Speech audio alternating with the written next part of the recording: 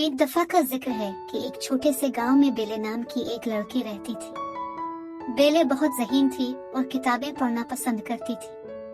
उसने दिलचस्प मुहिम जोई का ख्वाब देखा। एक दिन उसके वालिद मॉरिस एक पुरस्कार कले में गुम हो गए जो एक जानवर से ताल्लुक रखता था। बेले बहादुरी से अपने वालिद को ढूंढने गई। उसने कले में रहने की पेशकश की और उसने बेस्ट से कहा कि मेरे वालिद को रहा कर दो। इसने ऐसा किया। महल में बेले बात करने वाली चीजों से मिले, जैसे मोमबत्ती और घड़े। पहले तो वो इस जानवर से खौफजदा थी जो डरावना नजर आता था, लेकिन इसका दिल मेहरबान था। जैसे जैसे वक्त गुजरता गया, बेले और दी बेस्ट दोस्त बन गए। उन्होंने कहानियां शेयर की और एक साथ मजा किया।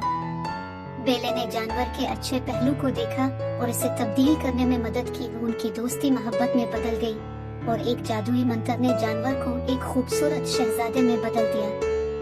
बेले और शहजादा अपने जादूगर दोस्तों से घिरे महल में खुशी से रहते थे।